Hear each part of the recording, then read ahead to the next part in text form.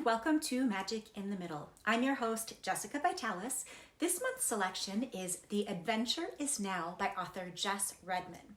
It opens on June 3rd of the most totally, terribly, horribly, heinously rotten year of all times.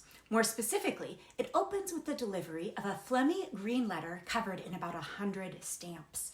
But Milton P. Green doesn't know anything about the letter when he rushes home, relieved to be released from the school where he hasn't had any friends since his infamous bird incident, which you'll have to read the book to learn more about. Now, Milton logs on to a video game, Isle of Wilds, where he sheds his scrawny body and turns into Sea Hawk Ferox, a brilliant and brawny naturalist and explorer. Milton loves that anytime there's a problem, he can simply hit restart. As much as Milton loves his island adventures, he's not so excited about the adventure that waits for him inside the green envelope. His uncle has invited him to the Lone Island, which is a remote island in the middle of the Atlantic Ocean. His parents think it's a fantastic idea, especially because it gives them the time they need to finalize their divorce. So after a less than ideal trip, Milton settles into his temporary home on the island, which is complete with a composting toilet, oil lamps, and a rain barrel shower. At first, Milton just wants to play Isle of the Wild, but then the battery runs out, and he has to channel his inner Sea Hawk Ferox and set out to explore.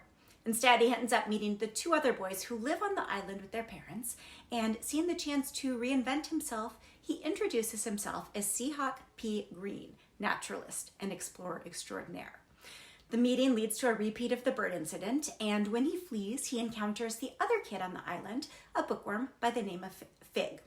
Now, on his way home, Milton discovers a secret field guide with instructions on how to find a treasure that will help protect the island. Instead of sharing the guide with his uncle, Milton and Fig set out to find the treasure. Their search becomes even more critical when they learn the courts are about to decide if the island will be a designated wildlife sanctuary or opened up for development. This book is full of whimsy and wonder, and readers are going to love the guide at the back of the book, which is filled with illustrated pictures of the plants and animals found on the island. They're also going to be cheering for Milton as he searches for a restart, not only for the island, but in his own life as well. So definitely pick up a copy of The Adventure Is Now by Jess Redman and enjoy the adventure. That's it for me this month. Please join me again next month for more Magic in the Middle.